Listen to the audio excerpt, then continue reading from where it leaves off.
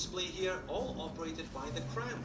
Dual gasket Crown as well, 100 metres of water resistance. I've been in and out of the water with this one, no problem at all. If you roll that Crown forward, you're going to give it a bit of a roll. There we are. It's got an alarm built in, this one. Roll it further forward, start, stop, hold down, reset. Roll it further forward and you have a second time zone. Roll it again, you have a countdown timer. Roll one further forward and you have the day of the week and date of the month. Roll it again and you have the date of the month and a ticking second. Roll it forward one last time and you have a replication on the digital display of an analog display. Now that's great at night. I should point out this watch does have lume. It's got pretty decent lume as well, as you can see here. It does hang on in a lot better than I was expecting it to. I heard the lume wasn't all that fantastic before I bought it, but I was pleasantly surprised.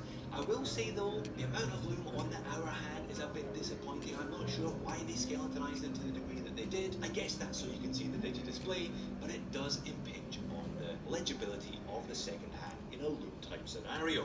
If you give that Crown a more gentle roll forward rather than the brisk ones I was previously doing, it does engage an electroluminescent backlight, so you can use most of the features after dark. But if you're in a James Bond type scenario and your hands are tied behind your back, but you can still manage to get a hold of your Breitling, you can hold the Crown and it will speak the time. 2 o'clock. There you are, you heard it. It's like a kind of Morse code of timekeeping. It breaks it up into the hours and then the quarter hour sections thereafter. It's pretty easy to work out the time audibly once you get used to the system. The bracelet is all titanium, as I mentioned, and they have that funny looking Breitling angular link thing that I know a lot of people don't go for. Let's be honest, a lot of people aren't going to go for this watch at all. It's a bit of an acquired taste. Now that is obviously a piece of dead flat sapphire. This watch at all. It's a bit of an acquired taste. Now that is obviously a piece of dead flat sapphire crystal with the insane amounts of purple blue anti-reflective coating. Bezel is also made of titanium. It has got one of the most disproportionately large lume pips of any watch on the market.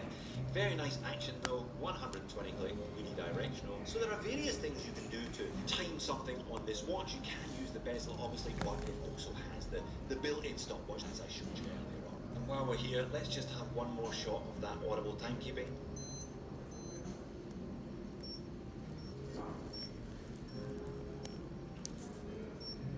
6 minutes past 2. Popping a link to show you the screw-on